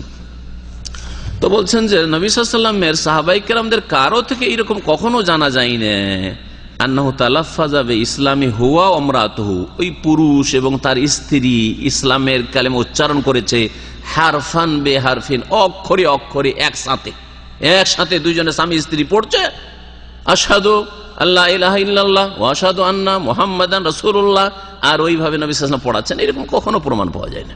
ওয়া হাযা মিম্মা লাম ইয়াকাল বাত্তাতা, এটা সাধারণত কখনো ঘটেনি নবী সাল্লাল্লাহু আলাইহি ওয়াসাল্লামের জামানায়। ওয়াকাদ রাদ্দান নবী ইবনাতাহু যায়নাব আলা যাওজিহা আবিল আস বিন রাবি ওয়া হুয়া কাদ আসলামা জামানাল হুদাইবিয়া, বলছেন ইবনুল কাইয়িম যে নবী সাল্লাল্লাহু আলাইহি ওয়াসাল্লাম তার মেয়ে যায়নাবকে তার স্বামী আবুল আসের কাছে ফিরিয়ে দিয়েছেন, আর এই আবুল আস ইসলাম গ্রহণ করেছে হুদাইবিয়ার কালে, হুদাইবিয়ার সন্ধির কালে, মানে ওই বছরে 6 হিজরিতে। ওয়াহিয়া আসলামাত মিন আউয়ালিল বিসাতে, আর যায়নাব রাদিয়াল্লাহু আনহা ইসলাম গ্রহণ করেছেন প্রথম তার পিতা রাসূলুল্লাহ সাল্লাল্লাহু আলাইহি ওয়াসাল্লামের নবুয়ত প্রাপ্তির সময়, 40 বছর বয়সে। নবী সাল্লাল্লাহু আলাইহি ওয়াসাল্লাম যখন 40 বছর বয়স তখনই নবুয়ত পেয়েছেন, তখনই মেয়ে স্ত্রীকে ইসলামের দাওয়াত দিয়েছেন, মেয়েদেরকে ইসলামের দাওয়াত দিয়েছেন, ইসলাম গ্রহণ করেছে তারা সাথে সাথে। ফাবাইনা ইসলামিহিমা আকসারা মিন সামানি আশারাতা সানাতান, সুতরাং বোঝা গেল যে তাদের স্বামী স্ত্রীর ইসলাম গ্রহণের মাঝে, স্বামী স্ত্রীর ইসলাম গ্রহণ মাঝে কার কার, যায়নাব রাদিয়াল্লাহু আনহা আর তার স্বামী আবুল আস, এই দুইজনের ইসলাম গ্রহণের মাঝে কতটা সময় ছিল, আকসার মিন সামানিয়ে আশারাতা সানা, 18 বছরের বেশি, 18 বছরের বেশি। তাহলে হাদিসে যে আসলে 6 বছর বলে দিয়েছি ভাষ্যকার ভাষা শুনে। আম্মা কাউলু কানা বাইনা ইসলামিয়া ওয়া ইসলামিহি সিত্তু সিনিন, জাইনাবের ইসলাম এবং তার স্বামী আবুল আসের ইসলামের মাঝে 6 বছরের যে ব্যবধান ছিল, ফা ওয়াহমুন, এটি ভ্রম হয়েছে। বর্ণনাকারী আব্দুল্লাহ বিন আব্বাস রাদিয়াল্লাহু তাআলা আনহুর ভ্রম হয়ে গেছে, অনিচ্ছাকৃত ভুলকে ওয়াহম বলা হয়। খাতা থেকে হালকা হচ্ছে ওয়াহম, বলতে গিয়ে ভ্রম হয়ে যাওয়া। ইন্নামা, অথচ এখানে ইসলাম তার ইসলাম আর তার ইসলামের মাঝে নয়, বরং বলতে হইতো যে তার হিজরত আর ইসলামের মাঝে। জাইনাব রাদিয়াল্লাহু আনহার হিজরত আর তার স্বামী আবুল আসের ইসলামের মাঝে ব্যবধান ছিল 6 বছরের। এই হিজরত না বলে ইসলাম বলে দিয়েছে, কথা অনেক সময় সড়কে যায়। ইন্নামা আরাদা বাইনা হিজরাতে ওয়া ইসলামিহি, উদ্দেশ্য ছিল বর্ণনাকারী আব্দুল্লাহ বিন আব্বাসের এই কথা বলা যে জাইনাব রাদিয়াল্লাহু আনহার হিজরতের মাঝে এবং তার স্বামীর ইসলামের মাঝে সময় ছিল 6 বছরের। আচ্ছা, মুসলিম রমণীদেরকে মুশরিকদের জন্য বিয়ে করা হারাম, এই হুকুমটি, এই বিধানটি তো কোরআনের। আর কোরআন তো একদিনে নাজেল হয়নি, কখন নাজেল হয়েছে? বিবাহ করা হারাম বা কাফের স্বামীর অধীনে কোন মুসলিমের থাকা হারাম, এই হুকুমটি কখন নাজিল হয়েছে? নবী সাল্লাল্লাহু আলাইহি সাল্লামের মক্কি জীবনে না মদিনার জীবনে? মদিনা জীবনে নাজিল হয়েছে। এটাও হুদাইবিয়ার বছর 6ষ্ঠ হিজরিতে নাজিল হয়েছে, 6ষ্ঠ হিজরিতে নাজিল হয়েছে। তাই বলছেন ওয়া তাহরিমুল মুসলিমাত আলা মুশরিকিন, মুসলিম মহিলাদের হারাম হওয়া মুশরিক পুরুষদের জন্য, বেকাউলিহি তাআলা, মহান আল্লাহর এই বাণীর ভিত্তিতে কোরআনে কারীমের সূরা মুমতাহানার আয়াত নম্বর 10, লম্বা আয়াতের অংশ, লাহুন্না হিল্লুল লাহুম, মুসলিম মহিলারা তাদের কাফের স্বামীদের জন্য হালাল নয়, ওয়ালাহুম ইয়াহিল্লুনা লাহুন্না, এবং তারাও অর্থাৎ মুসলিম পুরুষরাও কাফের মুশরিক মহিলাদের জন্য হালাল নয়। ইন্নামা নাযালা বাদাল হুদাইবিয়াতে, এই আয়াত নাযিল হয়েছিল হুদাইবিয়ার সন্ধির পরে। ওয়ালাম্মান নাযালা তাহরিম, আর যখন এই হারামের হুকুম নাযিল হয়ে গেল যে কাফের স্বামীর সাথে মুমিন মুসলিম মহিলার থাকা জায়েজ নাই বা বিবাহ বসা জায়েজ নাই, তখন আবুল আস দেখলেন যে এখন তার স্ত্রীকে ফিরিয়ে আর পাবো না, শেষ। এতদিন পর্যন্ত যেহেতু হারামের হুকুম নাযিল হয়নি, ততদিন পর্যন্ত নবী করিম সাল্লাল্লাহু আলাইহি ওয়াসাল্লাম অবশ্য থাকতে দেননি। এই কথা বলেছেন যে দেখো, তুমি যদি ইসলাম গ্রহণ নাই করো, আমার মেয়ে আমার ঘরে চলে আসুক, আমার মেয়ে আমার ঘরে চলে আসুক। কিন্তু নবী সাল্লাল্লাহু আলাইহি ওয়াসাল্লাম যেহেতু হারাম ছিল না, সেজন্য দেখা সাক্ষাৎ করতে কখনো নিষেধ করেনি, মক্কার জীবনে কখনো নিষেধ করেন নাই, যোগাযোগ রাখতে নিষেধ করেনি, কারণ হালাল ছিল, হালাল ছিল। কিন্তু যখন হুকুম নাযিল হয়ে গেল যে মুসলিম মহিলা কাফের জন্য জায়েজ নয়, সেই সময় আবুল আস দেখলো যে আমার স্ত্রী তার পাবো না। আসলামা আবুল আস সেই সময় ইসলাম গ্রহণ করলো, আর তার ইসলাম সুন্দর হলো। ফারুদ্দাত ইলাইহি, তখন নবী করিম সাল্লাল্লাহু আলাইহি ওয়াসাল্লাম তার মেয়েকে জাইনাবকে ফিরিয়ে দিলেন, বা জাইনাবকে তার স্বামীর ঘরে ফিরিয়ে দেওয়া হইল। আবুল আস সম্পর্কে আরেকটু ঘটনা শোনাই। আবুল আস যখন আসলেন ইসলাম গ্রহণ করার জন্য, নবী করিম সাল্লাল্লাহু আলাইহি ওয়াসাল্লামের কাছে মদিনায় আসলেন, তখন রাতের অন্ধকারে পৌঁছেছেন। নবী করিম সাল্লাল্লাহু আলাইহি ওয়াসাল্লাম মেয়েকে বললেন যে দেখো, তাকে থাকার ব্যবস্থা দাও, কারণ আত্মীয় খালাতো ভাই, থাকার জায়গা দাও, কিন্তু লা তাকরাবি ইলাইহি, তুমি তার কাছে যেও না, তুমি তার নিকটবর্তী হবে না, কারণ এই সম্পর্ক হারাম, কাফের মুশরিকের সাথে সম্পর্ক হারাম, সুতরাং তুমি তার ঘরে যাবে না, তার নিকটে যাবে না। সৌদি আরবের বড় একজন আলেম, আল্লামা ইবনে উসাইমিন রাহমাতুল্লাহ আলাইহির ওস্তাদ, খাস ওস্তাদ বরং, আল কাসিম ওনাইজার, তার তাফসীর, প্রসিদ্ধ তাফসীর রয়েছে তাফসীর আস-সাদি, এই আব্দুর রহমান আস-সাদি, তিনি বলছেন আল্লাযী হাক্কাকাহু দলিল, যা দলিল ভিত্তিক তাহকিকি কথা, মানে গবেষণামূলক কথা, তা হচ্ছে আন্নাহু ইযা আসলাম আহাদুজ যাওজাইন, স্বামী স্ত্রী দুইজনের একজন যদি ইসলাম গ্রহণ করে নেই, ওয়া তাখারা ইসলামুল আখার, দ্বিতীয় জন ইসলাম গ্রহণ করতে বিলম্ব, ফাইন আসলাম আল মুতাখাল্লিফু ফিল ইদ্দাতে, ইদ্দতের মাঝেই যদি ওই পিছিয়ে যাওয়া ব্যক্তি, ইসলাম গ্রহণ করতে বিলম্বকারী ব্যক্তি যদি ইসলাম গ্রহণ করে নেয়, ফাহুমা আলা নিকাহিহিমা, তাহলে দুইজনের নিকাহ বিবাহ বহাল থাকবে। ওয়াইন ইনকাযাতিল ইদ্দাতু, আর যদি ইদ্দত পার হয়ে যায়, ইদ্দত পার হয়ে গেছে, তাহলে জাযা লিযাওজাতি আন তাতাযাওয়া, ইদ্দত যখন পার হয়ে গেছে তাহলে এই কাফের স্বামীর আর অপেক্ষা করার কোনো প্রয়োজন নেই। ওই মহিলার জন্য জায়েজ অন্য কোন স্বামীর ঘরে বিবাহ বসে যাওয়া, বিবাহ করা জায়েজ। ফাইন লাম তাতাযাওয়াজ, বিবাহ না করে যদি থাকে যে আমি বিবাহ করব না, বা বিবাহ থেকে আসলো না, লাগলো না ওইরকম, ফাইন লাম তাতাযাওয়াজ, ওই মহিলা মুসলিম মহিলা যদি বিবাহ না করে, ও আসলামা যাওজু বাদা যালিকা, আর ইদ্দত পার হওয়ার অনেক পরেও যদি স্বামী, আগের স্বামী এখন তোর স্বামী নেই, যদি স্বামী তো আছে কিন্তু ইদ্দত পার হয়ে গেছে, ইদ্দত পার হয়ে যাওয়ার পরে যদি ইসলাম গ্রহণ করে, ও আরাদাহা, আর ইচ্ছা করে যে আমি আমার স্ত্রীকে নিয়ে আসবো ঘরে, ওয়াখতারাথু, আর ওই মহিলাও যদি বাধা না দান করে, মনে করে যে ঠিক আছে আমারই যখন স্বামী ছিল আমিও ফিরে যাব, রুদ্দাত ইলাইহি বিগাইরি নিকাহিন, বিনা নতুন বিবাহে ফিরিয়ে দেওয়া হবে, আর বিবাহের নবায়ন করতে হবে না। তাহলে তার মতটি কোন দিকে গেল? ইমাম আহমদ এবং আহলে হাদিস ওলামাদের যে মতটি রয়েছে, আব্দুল্লাহ বিন আব্বাস রাদিয়াল্লাহু তাআলা আনহুমার হাদিসের ভিত্তিতে, যে বিবাহের নবায়ন ছাড়াই নবী সাল্লাল্লাহু আলাইহি ওয়াসাল্লাম মেয়েকে ফিরিয়ে দিয়েছিলেন। কিন্তু অন্যান্য ফুকাহারা যেমন বললাম যে তারা বলছেন যে ইদ্দত পার হয়ে গেলে কি করতে হবে? বিবাহ নবায়ন করতে হবে। সৌদি আরবে সারা পৃথিবীর সবচেয়ে বড় ফিকহি একাডেমি রয়েছে, আল মাজমাউল ফিকহি আল ইসলামী।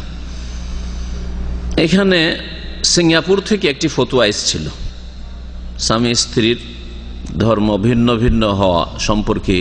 মুসলিম মহিলারা সিঙ্গাপুরে কাফেরকে বিবাহ করে দিত, কাফের সাথে বিবাহ বসে যেত, অথবা কাফের মুশরিককে মুসলিম পুরুষরা বিবাহ করে রাখতো। এইরকম যেখানে কাফেরদের মেজরিটি রয়েছে, অমুসলিম মেজরিটি রয়েছে, সেখানে এই ধরনের, আর বিশেষ করে অবাধ মেলামেশা থাকলে, এক কলকারখানায় কাজ করে, অবাধ মেলামেশা দেখা সাক্ষাৎ করে, আর সেখানে এইরকম হওয়াটা স্বাভাবিক।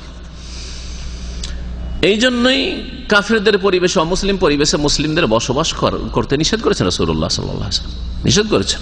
বড় ঝুঁকি। আজকাল যে সহশিক্ষা, আজকাল মুসলিম মেয়ে কাফের সাথে বেরিয়ে চলে যাচ্ছে, দেখবেন এর পিছনে সহশিক্ষা কারণ। মুসলিম দেশেও বেরিয়ে চলে যাচ্ছে, কেন? সহশিক্ষার কারণ। একসাথে পড়াশোনা করতো, প্রেম ভালোবাসা জন্মে গেছে, লাইন করার সুযোগ পেয়ে গেছে, ছেলেকে ভালো লেগেছে মেয়েকে, মেয়েকে ভালো লেগেছে ওই ছেলেকে, বেরিয়ে পালিয়ে গেল, না বাপ না ইসলাম না দিন কিচ্ছু না, বেরিয়ে চলে গেল, মুসলিম মেয়ে বেরিয়ে চলে যাচ্ছে। এই জন্য সহশিক্ষা মুসলিমের জন্য জায়েজই না, যুবক যুবতীর সহশিক্ষা প্রতিষ্ঠান জায়েজ না, আর সহশিক্ষায় মেয়েদেরকে পড়ানো জায়েজই নাই, ছেলেদেরও জায়েজ নাই। কিন্তু মেয়েদের বিষয়টি আরো রিস্কি, ঈমানের খাতরা রয়েছে। ছেলেদের ক্ষেত্রেও সম্ভাবনা রয়েছে মুরতাদ হয়ে যাওয়ার, কিন্তু মেয়েদের ক্ষেত্রে মুরতাদ হওয়ার সম্ভাবনা, মুরতাদ হওয়াই নিশ্চিত, কারণ স্ত্রী স্বামীর কাছে কমজোর। আর আমাকে এক ভাই কিছুদিন আগের ঘটনা শোনালো, পুরাতন ঢাকায় এক মুসলিম মেয়ে হিন্দুকে বিয়ে করে, হিন্দু মানে কট্টর হিন্দু হয়ে পূজা পাঠ করে আর সিঁদুর লাগিয়ে থাকে, কট্টর হিন্দু, শুধু নামে না যে হিন্দুকে বিয়ে করা আছে, পাক্কা হিন্দু, সকাল সন্ধ্যা পূজা করে। আমাকে এখানকার এক ভাই শোনালো, কয়েকদিন আগে শোনালো, একমাত্র সহশিক্ষার কারণে। একসাথে কলেজে লেখাপড়া করতো, সেখান থেকে উদাও। এই জন্য এই সহশিক্ষা জায়েজ না কোনো মুসলিমের জন্য। আল্লাহ পাক আপনাদের সকলকে বাঁচিয়ে রাখেন, আর সকল মুসলিমকে বেঁচে থাকার তৌফিক দান করেন, আর মুসলিম কর্মকর্তাদেরকে আল্লাহ পাক হেদায়েত দান করেন, সহি পথে নিয়ে আসেন, সহশিক্ষাকে যেন তারা দূর করতে পারে।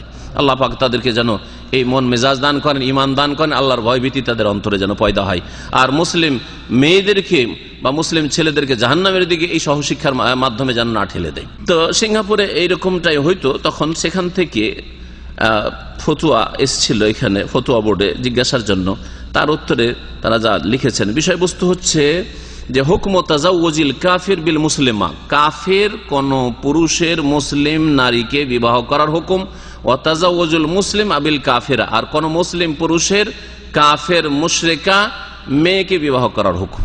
এরকম কি? এই মর্মে বলছেন যে ফাইনাল মাজলিসা ইউকাররিরু বিল ইজমা মায়ালি, ফিকহি একাডেমি যার হেড অফিস মক্কাতুল মুকাররমায় এক মত হয়ে যে ফতুয়া দিয়েছেন, যে ফতুয়া পাশ করেছেন, তা হচ্ছে প্রথমত আন্না তাজাওয়াজাল কাফির লিল মুসলিমাতি হারাম, কোন কাফের পুরুষের জন্য মুসলিম মেয়ের বিবাহ হারাম, অর্থাৎ কাফের তো আর হারাম হালাল মানে না। মুসলিম মেয়ের কোন কাফেরের সাথে বিবাহে বসা তার জন্য হারাম, তার অভিভাবকের জন্য হারাম, তার মা বাবার জন্য হারাম, তার আত্মীয় স্বজনদের জন্য হারাম, যে কোনো রকম সহযোগিতা করবে এই ক্ষেত্রে, বরং বাধা প্রদান করবে। শাসক গোষ্ঠীর জন্য হারাম। মুসলিম শাসক বলছে বিবাহে অসুবিধা নেই, সাবালিকা তখন ব্যক্তি স্বাধীনতা আছে, বিবাহ করতে পারে না, তাও হারাম, শাসকের জন্য হারাম, যে এইরকম বিবাহের স্বীকৃতি দান করবে আদালত। লা ইয়াজুজু বিত্তিফাক আহলিল ইলম, উলামায়ে কেরামদের ঐক্যমত রয়েছে যে এটা জায়েজ নয়। ওয়ালা শাক্কা ফি যালিকা লিমা তাকতাজিহি নুসুসুশ শরিয়া, আর এই মাসলায় কোনো সন্দেহ নেই, এই যে ইজমা উম্মতে মুসলিমার ওলামাদের, এতে কোনো সন্দেহ নেই এই মাসলায়, কারণ এটাই হচ্ছে শরীয়তের দলিল প্রমাণাদির দাবি। কোরআনে কারীমে আল্লাহ পাক ইরশাদ করছেন সূরা বাকারা আয়াত নম্বর 221, ওয়ালা তুনকিহুল মুশরিকিনা হাত্তা ইউমিনু, মুশরিক পুরুষদের সাথে তোমরা বিবাহ দিও না। মেয়েদের অভিভাবকদেরকে বলা হচ্ছে তোমরা মুশরিক পুরুষদের সাথে বিবাহ দিও না, হাত্তা ইউমিনু, যতক্ষণ পর্যন্ত তারা ঈমান নিয়ে আসবে, বিশ্বাসী মুসলিম না হবে। এই ছিল সূরা বাকারা। আরো দেখেন সূরা মুমতাহিনার আয়াত নম্বর 10, ফাইন আলিমতুমুহুন্না মুমিনাতিন, যদি জানতে পারো যে এই মহিলাগুলি বা এই মেয়েগুলি মুমিনা হয়ে গেছে, ইসলাম গ্রহণ করেছে, ফালা তারজিউহুন্না ইলাল কুফফার, তাহলে কাফের স্বামীদের কাছে ফিরিয়ে দিও না। তাহলে যে মেয়েরা মুসলমান হচ্ছে, মুসলিম শাসকের জন্য আবশ্যক, মুসলিম জাতির জন্য আবশ্যক, মুসলিম ওলামায়ে কেরামদের জন্য আবশ্যক যে ওইসব মেয়েদের বিবাহের ব্যবস্থা করে দেওয়া। অবিবাহিতা থাকলে বিবাহের ব্যবস্থা করে দেওয়া, বিবাহিতা থাকলে যেহেতু ইসলাম গ্রহণ করে নিয়েছে, বিবাহ বিচ্ছিন্ন হয়ে গেছে, সেই কাফের স্বামীকে দাওয়াত দিবে, যদি ইসলাম গ্রহণ করে তাহলে তো ভালোই কথা, আর যদি ইসলাম না গ্রহণ করে তাহলে কোনো মুসলিম ভালো ছেলে দেখে বিবাহের ব্যবস্থা করে দেবে। এটি হচ্ছে আমাদের বড় দায়িত্ব, ফরজ দায়িত্ব। আল্লাহ বলছেন সকলকে সম্বোধন করে, সকল মুসলিমকে, ফালা তারজিউহুন্না ইলাল কুফফার, যদি তারা ঈমান নিয়ে আসে মহিলারা, তাহলে তাদেরকে কাফেরদের কাছে ফিরিয়ে দিও না। লাহুন্না হিল্লুল লাহুম, এই মুসলিম মেয়েরা কাফের পুরুষদের জন্য হালাল নয়। ওয়ালাহুম ইয়াহিল্লুনা লাহুন্না, আর কাফের পুরুষ মুসলিম মহিলাদের জন্য হালাল নয়।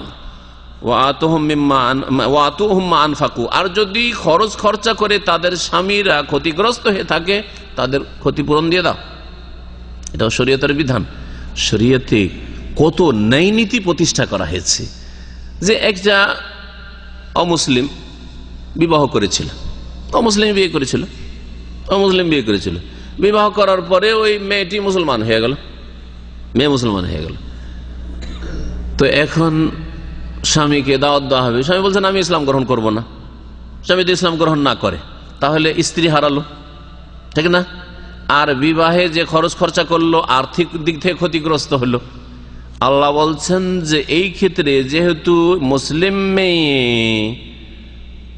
কাফের পুরুষের জন্য হারাম, জায়েজ নয়, সেই জন্য স্ত্রী সে হারাম, এই স্ত্রীর ওপর তার কোনো অধিকার নেই, তার স্ত্রী নয়। আর স্ত্রীকে যদি হাসিল করতে হয় তাহলে ইসলাম কবুল করতে হবে।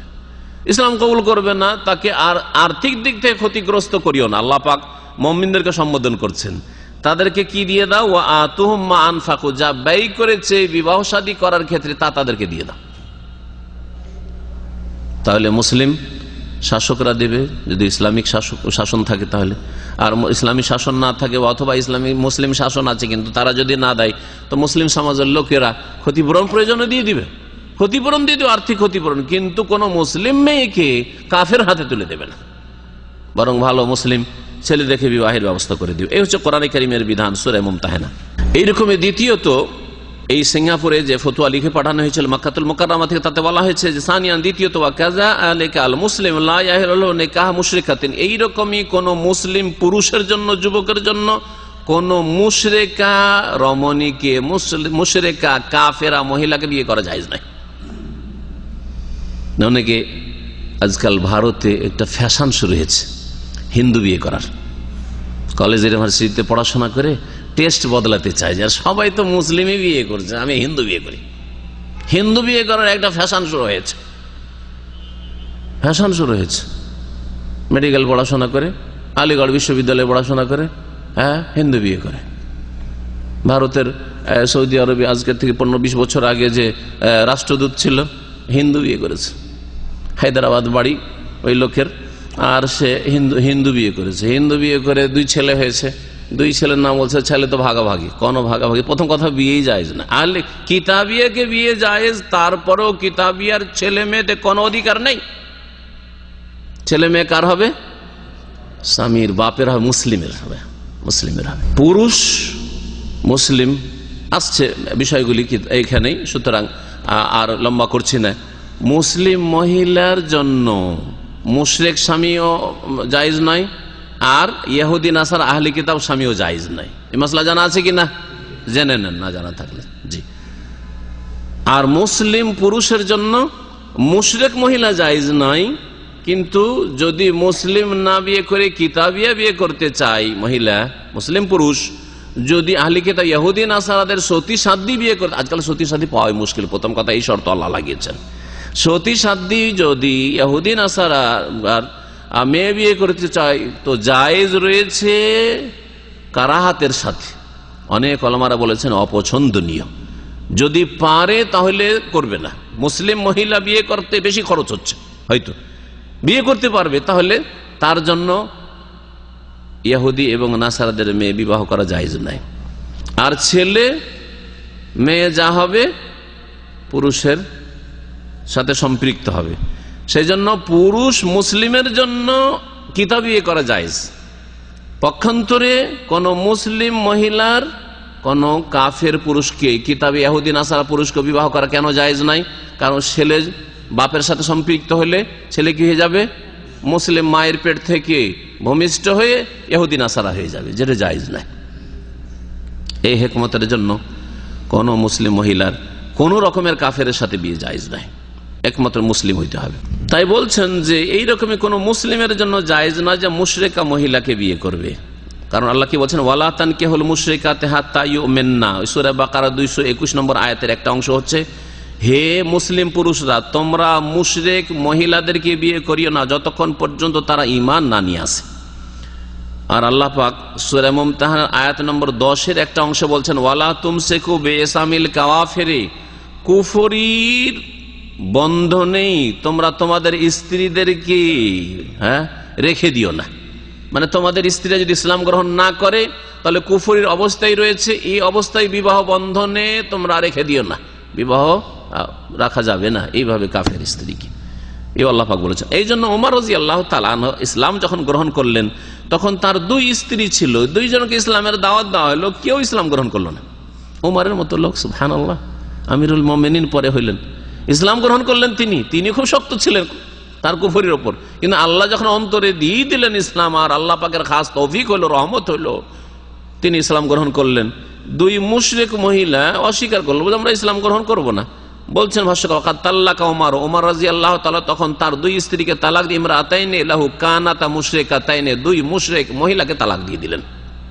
লাম্মা নাযালাত হাযিহিল আয়াহ, যখন এই আয়াত নাযিল হলো, ওয়ালা তুমসিকু বিইসামিল কাওয়াফির, সূরা মুমতাহানা আয়াত নম্বর 10, যে তোমরা কাফের মহিলাদেরকে তাদের কুফরির অবস্থায় বিবাহ বন্ধনে আবদ্ধ রাখিও না, বিবাহ বন্ধনে রাখা চলবে না। ইমাম ইবনে কুদামা রাহমাতুল্লাহ আলাইহি তার প্রসিদ্ধ ফিকহের কিতাব আল মুগনিতে বলেছেন, আন্নাহু লা খিলাফ ফি তাহরিমি নিসাইল কুফার গায়রি আহলিল কিতাব আল মুসলিম, কোন মুসলিম পুরুষের জন্য কিতাবিয়া ছাড়া অন্য কোন কাফের মহিলাদেরকে বিবাহ করা অথবা বিবাহ বন্ধনে রাখা যে হারাম, এতে কোনো দ্বিমত নেই, সকল উম্মতের ঐক্যমত রয়েছে।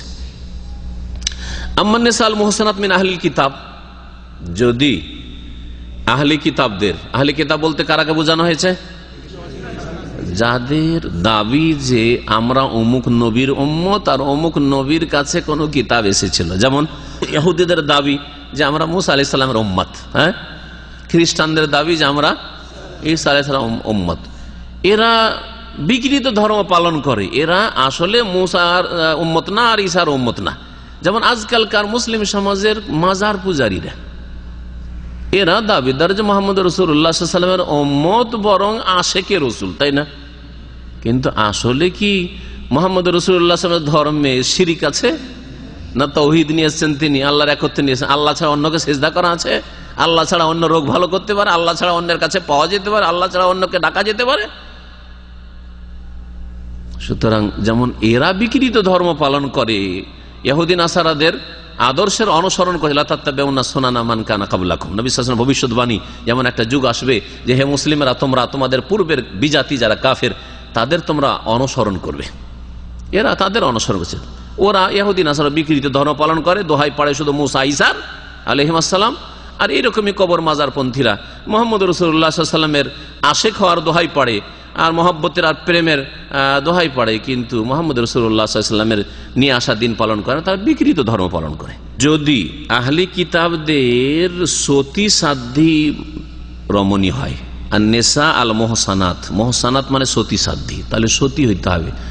আজকাল সতীত্ব ইহুদি নাসারাদের মধ্যে পাওয়া আকাশের তারকা পাওয়ার মতো, তাই না?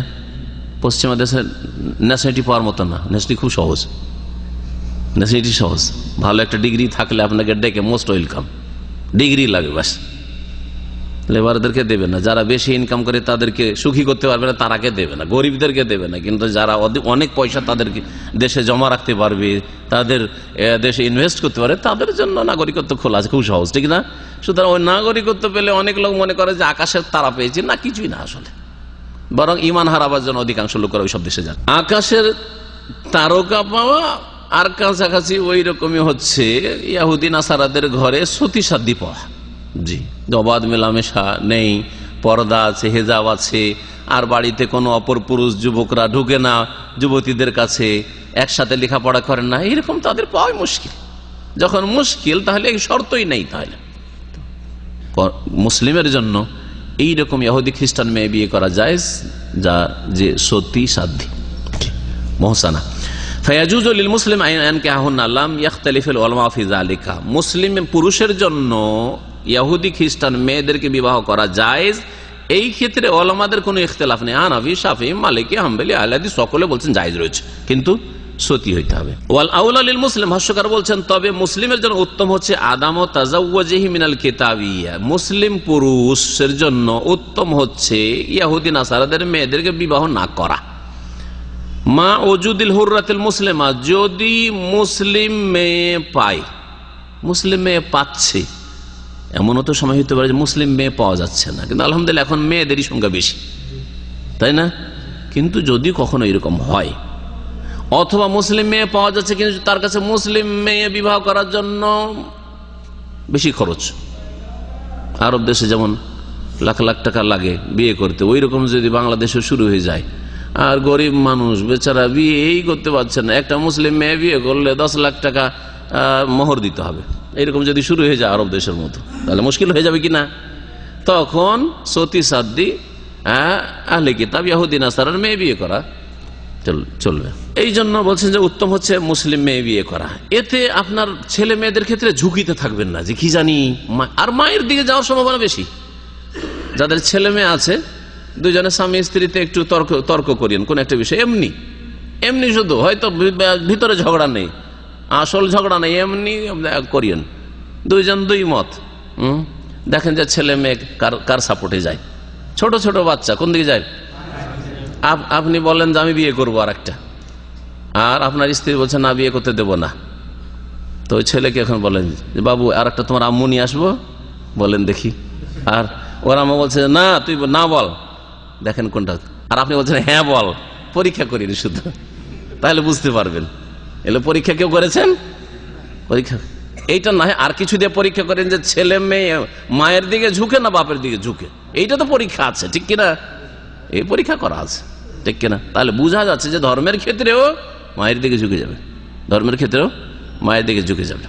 তাহলে শাইখুল ইসলাম ইবনে তাইমিয়া রাহিমাহুল্লাহ, ইমাম ইবনে তাইমিয়া রাহমাতুল্লাহ আলাইহি, শাইখুল ইসলাম বলছেন ইয়াকরাহু তাজাওয়ুজুহুন্না মা ওজুদিল হারাইরিল মুসলিমাত, মুসলিম স্বাধীন মেয়েদেরকে বিয়ে করতে যদি পারে আর পাওয়া যায়, পর্যাপ্ত পরিমাণে মুসলিম মেয়ে পাওয়া যাচ্ছে, তাহলে ইহুদি নাসারাদের সতী সাধ্যী মেয়েকেও বিবাহ করা মাকরুহ।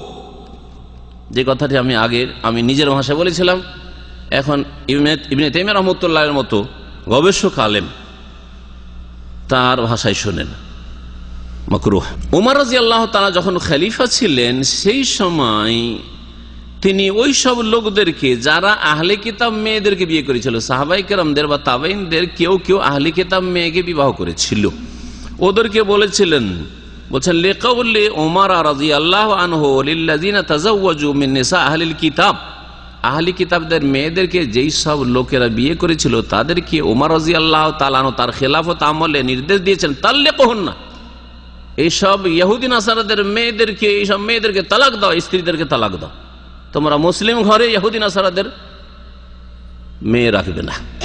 অথচ শরীয়তে জায়েজ আছে, কিন্তু কেন নির্দেশ দিলেন? কারণ এটা পছন্দনীয় না, এতে আপনার ইমানের ঝুঁকি রয়েছে, আপনার ছেলে মেয়েদের ইমানের শুধু ঝুঁকি না, আপনার ইমানের ঝুঁকি আছে। অনেক সময় আরে দাড়িটা রাখতে পারছেন না অধিকাংশ মুসলিম আজকাল, স্ত্রী বিল পাস করে দিচ্ছে না, সেই জন্য ও কখন যে পাস করায় দাড়ি, তখন আমি দাড়ি রাখবো। তাহলে আপনার কি এই রিস্ক নেই যে সে যদি বলে যে না আমাকে এতদিন থাকলাম তোমার ধর্মে, আসো চলো এখন হিন্দু হও, তুমি 10 বছর মুসলিম থাকলাম, 10 বছর এখন হিন্দু থাকো, 10 বছর কি বলে খ্রিস্টান থাকো, 10 বছর ইহুদি থাকো। আর আজকাল অধিকাংশ মুসলিমদের তো ইসলাম সম্পর্কে কোনো জ্ঞান নেই, আল্লাহ পরকাল সম্পর্কে কোনো জ্ঞানই নেই, আখিরাতের ভয়ভীতিও নাই। তো বলছে হ্যাঁ ঠিক আছে, এটাও একটা নাই নীতি। 10টা বছর যখন নামাজ রোজা করলো, তো 10টা বছর আমি চার্চে যাই এখন, ঠিক না? খ্রিস্টানদের সাথ দিয়ে আমার স্ত্রী ধর্ম পালন করি। যেমন মক্কার কাফেররা বলেছিল যে মুহাম্মদ এক কাজ করা যাক, 1 বছর আমরা আপনার আল্লাহর ইবাদত করে আপনার ধর্ম পালন করি, আর 1টা বছর আমাদের ধর্মকর্ম আপনি করেন। তখন আল্লাহ সূরা কাফিরুন নাজিল করলেন, বলি আইয়ুহাল কাফির, এই কাফিররা লা আবুদু মা তা'বুদুন, তোমরা যে সবের পূজা করো আমরা কখনো করতে পারি না, ঠিক না? বারবার করে আল্লাহ রিপিট করে শিখাচ্ছেন, বারবার করে বলে দাও, ঘোষণা করে জানিয়ে দাও এদেরকে যে এই আশা কখনো করিও না যে এই রকমের সমঝোতে আমরা আসবো। ধর্মের ক্ষেত্রে কোনো ডিসকাউন্ট নেই, দুনিয়ার অনেক ডিসকাউন্ট আছে জানিবে না, কিন্তু দিনের ক্ষেত্রে কোনো ডিসকাউন্ট নেই। যে ধর্মের ক্ষেত্রে ভালোবাসা দিবস পালন করা শুরু করবেন, ধর্মের ক্ষেত্রে আপনার আর হিন্দুদের ইহুদি নাসারদের ধর্মীয় কাজে চলে যাবেন আর সহযোগিতা করবেন, যে আমরা মিলিমিশি করি কাজ, ওরাও মসজিদ আমাদের দান খেরাত করে, আমরাও তাদের মন্দিরে দান খেরাত করি, আমরাও তাদের চার্চে দান খেরাত করি, না, এর অনুমতি ইসলামে নেই। ধর্মের ক্ষেত্রে কোনো ডিসকাউন্ট নেই। গরিব অমুসলিম খেতে পায় না, খুব খাওয়ান, বিধবা চলতে পারে না, বিধবাকে দেখাশোনা করেন, ইয়েতিম মুসলিম ইয়েতিম বেশি হক রাখে, অমুসলিম ইয়েতিম লালন পালন করেন, তাতেও নেকি পাবেন আপনি। উমর রাদিয়াল্লাহু তাআলা তালাক দিতে বলেছিলেন। যে কথাটি বলছিলাম আরো স্পষ্ট করি যে আপনারও ইমানের জন্য ঝুঁকি আছে। কখনো কখনো প্রেম ভালোবাসা স্বামী স্ত্রীতে এমন হয়ে যায় যে ভালোবাসার কারণে ইসলামের মেলা কিছুতে হয়তো আপনি কি করে দিবেন, ছাড় দিয়ে দিবেন, আর নিজের ইসলামকে আপনি খারাপ করে ফেলবেন আপনার স্ত্রীর কারণে। অন্তরে শুধু প্রাকৃতিক মহব্বতই থাকবে না, প্রাকৃতিক মহব্বত জায়েজ রয়েছে, স্বামী স্ত্রীর মাঝে একটা প্রাকৃতিক ভালোবাসা আছে। আপনার ভাই যদি অসৎ চোর ডাকাতও হয়, তারপরও একটা প্রাকৃতিক ভালোবাসা আছে, ঠিক না? এতটুকু জায়েজ। কিন্তু এটা যদি ধর্মীয় ভালোবাসায় চলে যায়, যে যেহেতু তাকে ভাই হিসাবে ভালোবাসেন, সেজন্য সেই ধর্মকর্ম যেটা করছে সেটাও ভালোবাসছেন, সে অপরাধ করছে, তার অপরাধকে ঢাকার চেষ্টা করছেন, তখন অপরাধী কিনা আপনি? অপরাধী। তো তাই বলছেন যে অরুব্বামা মালা আলাইহা কালবহু ফাফাতানাতহু, হতে পারে যে ইহুদি নাসারা মহিলাকে বিয়ে করে একজন মুসলিমের অন্তর তার দিকে এমন হয়ে ঝুঁকে যেতে পারে যে ওই মহিলা তাকে ফিতনায় ফেলে দিতে পারে, ঈমান হারা হয়ে যেতে পারে। কমপক্ষে নামাজ ছেড়ে দিল, হয়তো নামাজ ছেড়ে দিয়ে বড় কুফরিতে চলে গেল, রোজা ছেড়ে দিল, আরো কিছু অজেব ফরজ ছেড়ে দিল, হারাম নাজায়েজ কাজ কিছু করে দিল। অরুব্বামা কানা বাইনাহুমা ওয়ালাদুন, আর ছেলে মেয়ে জন্মে যাওয়ার পরে আরো বেশি একটা সম্পর্ক গাঢ় হয়ে যায়। স্বামী স্ত্রীর মাঝে তো একটা ভালোবাসা থাকে, আর ছেলে মেয়ে হয়ে গেলে তখন আরেকটা সম্পর্ক এমন গাঢ় হয়ে যায়। দেখেন আপনার স্ত্রী চরিত্র খারাপ, তালাক হয়তো ছেলে মেয়ে না হলে দিয়ে দিতেন, অথবা মহিলা অনেক সময় স্বামীর থেকে তালাক নিতে চায়, থাকবো না, কিন্তু ছেলের খাতিরে মহিলাও থেকে যেতে চায়, অথবা স্বামীও কি মনে করে যে যখন একটা বাচ্চা জন্মে গেছে রেখেই নি, বাচ্চার খাতিরে রেখে নিলাম। এরকম বহু ঘটনা ঘটছে না? তো বিশেষ করে ছেলে মেয়ে যদি ওই কিতাবি আর ইহুদি নাসারা মহিলার পেট থেকে পয়দা হয়ে যায়, তখন আরও একটু ভালোবাসা সেই দিকে ঝুঁকে যেতে পারে, যার ফলে ফিতনায় লিপ্ত হইতে পারেন। একটি হাদিস বাকি রয়েছে, হাদিসটার বিষয়বস্তু যেহেতু আলাদা, সেজন্য সেটা ভিন্ন করে আমি পেশ করব। ওয়ান ইবনে আব্বাস রাদিয়াল্লাহু আনহুমা قال أسلمت امرأة فتزوجت فجاء زوجها فقال يا رسول الله إني كنت أسلمت وعلمت بإسلامي فانتزعها رسول الله من زوجها الآخر وردها إلى زوجها الأول رواه أحمد وأبو داود وابن ماجه وصححه ابن حبان والحاكم। আব্দুল্লাহ বিন আব্বাস রাদিয়াল্লাহু তাআলা আনহুমা থেকে হাদিস বর্ণিত রয়েছে, তিনি বলছেন যে এক মহিলা ইসলাম গ্রহণ করল, ফাতাজাওয়াজাত, ইসলাম গ্রহণ করেই সে আরেক জায়গায় বিবাহ বসে গেছে, অন্য জায়গায় বিবাহ করে নিয়েছে। ফাজাওয়াজা, তার স্বামী জানতে পেরেছে, জেনে সে বলছে যখন আমি স্ত্রী ছাড়বো না, সে চলে এসছে, সেও ইসলাম গ্রহণ করছে। ফাজাওয়াজা, তার স্বামী চলে এসছে, আগের যে স্বামী। ফাকালে ইয়া রাসূলুল্লাহ, এসে বলছে আল্লাহ রাসূল, ইন্নী কুনতু আসলামতু, আমিও মুসলিম হয়ে গেছি, আমি ইসলাম গ্রহণ করেছি। ও আলেমাত বে ইসলামী, আর আমার ইসলাম গ্রহণ সম্পর্কে সে জানতেও পেরেছে আমার স্ত্রী, কিন্তু আসলে ওর কাছে থাকবে না, ইসলাম গ্রহণ করে একটু আগে ভাগে এসে আরেক জায়গায় বিবাহ বসে গেছে। আমার ইসলাম সম্পর্কে জানতে পেরেছে, তারপরেও আমার সাথে থাকবে না, আর একজনকে বিবাহ করে বসে আছে। এ হচ্ছে ঘটনা। এখন কি করা যাবে? আগের স্বামীর ঘরে যাবে না এই নতুন স্বামীর ঘরে থাকবে? হ্যাঁ, কারণ সে ইসলাম গ্রহণ করে নিয়েছে, তাকে সময় সুযোগ দিবেন না, দাওয়াত দিবেন না, কিছুই না। ফান্তাজাহা রাসূলুল্লাহ মিন যাওজিহাল আখার, দ্বিতীয় স্বামী বা পরের স্বামীর কাছ থেকে রাসূলুল্লাহ সাল্লাল্লাহু আলাইহি ওয়াসাল্লাম ওই মহিলাকে ছিনিয়ে নিলেন। ইন্তাজা মানে ছিনিয়ে না, মানে সরিয়ে দিলেন, বিচ্ছিন্ন করে দিলেন। ওয়ারাদ্দাহা ইলা যাওজিল আওয়াল, আর ওই মহিলাকে ফিরিয়ে দিলেন প্রথম স্বামীর জন্য। রাওয়াহু আহমদ, হাদিস ইমাম আহমদ বর্ণনা করেছেন, আবু দাউদ বর্ণনা করেছেন, ইবনে মাজাহ বর্ণনা করেছেন, ইমাম ইবনে হিব্বান এবং হাকিম হাদিসটিকে সহিহ বলেছেন। কোন কোন মুহাদ্দিসরা সহিহ বলেছেন। ভাষ্যকার বলছেন হাদিসের সনদ গবেষণা করলে হাদিসটি যঈফ। কেন যঈফ? সংক্ষেপে বলছেন ওয়াইসনাদহু যঈফ। ভাষ্যকার বলছেন যে সনদ যঈফ লিআন্না মাদারাহু আলা সিমাক আন ইকরামা, এই হাদিসের সনদ নির্ভরশীল সেমাক থেকে, সেমাক বিন হারব ইকরামা থেকে বর্ণনা করছেন। কাল আল হাফেজ, ইমাম হাফেজ বিন হাজার রহমতুল্লাহ আলাই, এই বুলুগুল মারামের লেখক, তার অনেক কিতাবাদি রয়েছে বর্ণনাকারীদের জীবনী সম্পর্কে। তিনি বলছেন যে সাদুকুন, এই সেমাক হচ্ছে সাদুক, রিওয়ায়াতুহু আন ইকরামা খাসসাতান মুজতারিবা, এই ব্যক্তি সাদুক, সাদুক মানে চলার মতো লোক, তার বর্ণনা চলতে পারে, একেবারে সেকাতন, শক্তিশালী নয়, নির্ভরযোগ্য নয়, আস্থাশীল নয়, কিন্তু সাদুক চলার মতো, যার হাদিস হাসান হয়ে যেত। কিন্তু সমস্যা কি বলছে যে তিনি যখন এই সেমাক যখন বর্ণনা করে ইকরামা থেকে, তখন বিশেষভাবে তার হাদিস মুজতারিব হয়ে যায়, মানে হাদিসের অবস্থা ঠিক থাকে না। মুজতারিব এক ধরনের দুর্বল হাদিস, সুতরাং এই হাদিস দুর্বল, এই কথা বলছেন। এই হাদিস থেকে যে মশলাটি জানা গেল সেটা হচ্ছে মশলা সহজ, হাদিসে স্পষ্ট রয়েছে যে স্বামী স্ত্রীর একজন যদি আগে ইসলাম গ্রহণ করে আর তারপরে পরে যদি দ্বিতীয় জন গ্রহণ করে, তাহলে বিনা, এখানেও বিবাহ পড়ানো হয়নি, তার কাছে কি করা হয়েছে? ফিরিয়ে দেওয়া হয়েছে। অন্য কোথাও চট করে বিবাহ বসে যাবে না, তার জন্য ইদ্যতের একটা সময় আছে। ইদ্যত পার হওয়ার পরে বিবাহ বসতে পারে, আবার অপেক্ষা করতে পারে স্বামীর জন্য, যেমন এর আগে স্পষ্ট করেছি। এখানে মোটামুটি আমাদের আলোচনা শেষ। আল্লাহ পাক রব্বুল আলামিন যেন আমাদেরকে কোরআন ও হাদিসের সহি মাসাইল বুঝার তৌফিক দান করেন এবং সেই অনুযায়ী আমল করার তৌফিক দান করেন। আল্লাহ পাক রব্বুল আলামিন দিন দুনিয়ার সমস্ত রকমের ফিতনা থেকে আমাদের যেন হেফাজত করেন। আল্লাহ পাক রব্বুল আলামিন জান্নাতের পথে থাকার যেন তৌফিক দান করেন। আল্লাহ পাক রব্বুল আলামিনের কাছে দোয়া করি আল্লাহ পাক রব্বুল আলামিন আমাদেরকে সহি আকীদা গ্রহণের তৌফিক দান করেন, সহি শুদ্ধ ইবাদতের তৌফিক দান করেন, হালাল বৈধ নেক জীবন যাপনের তৌফিক দান করেন। সাল্লাল্লাহু আলা নবিয়িনা মুহাম্মদ ওয়া আলা আলিহি ওয়া সাহবিহি আজমাইন। এক ভাই বলছেন যে আমার বক্তব্যে এক জায়গায় বলেছি মুরসাল হাদিস যঈফ, আর আরেক জায়গায় মুরসাল হাদিস দলিল হিসাবে পেশ করেছি। এর জবাব হচ্ছে যে মুরসাল হাদিসের যদি সমর্থক হাদিস না থাকে তো এই হাদিস হচ্ছে যঈফের উচ্চ স্তর, মানে সর্বনিম্ন যঈফ মুরসাল হাদিস। কিন্তু মুরসাল হাদিসের যখন সমর্থক অন্য সূত্র থেকে আসে তখন হাদিসটা হাসানে পৌঁছে যায়।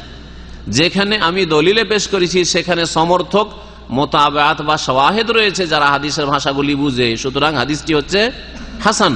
যেমন বুকের উপরে হাদিস, হাত বাঁধার হাদিস, আসলে ওইখানে এদের এই মাসলা নিয়ে মাথা ব্যথা। বুকের হাত বাঁধার হাদিস মুরসাল কোন রেওয়ায়ত থাকলেও তার সমর্থক হাদিসের কারণে হাদিস হচ্ছে হাসান আমলযোগ্য, বরং সহি হয়ে যেতে পারে যদি আরো অন্য সূত্র দ্বারা হাসান থাকে। একটি হাদিস হাসান আর আরেকটি হাদিস হাসান লে গায়রি, কয়েক সূত্র থেকে আসলে সেটা সহিলে গায়রি পর্যন্ত পৌঁছতে পারে, সহিলে গায়রিহি পর্যন্ত পৌঁছতে পারে। এই জন্য আল্লামা আলবানী, আমার কথা আল্লামা আলবানী রহমতুল্লাহ আলী বুকের উপর যে হাত বাঁধার হাদিস, এই হাদিসকে তিনি সহি বলেছেন। আর এই মর্মে বিস্তারিত আলোচনা আছে যে নামাজে বা সালাতে হাত কোথায় বাঁধবেন, ওতে বিস্তারিত আলোচনা শুনতে পারবেন। জি, সুবহানাকাল্লাহুম্মা ওয়া বিহামদিকা আশহাদু আল্লা ইলাহা ইল্লা আনতা আস্তাগফিরুকা ওয়া আতুবু ইলাইক।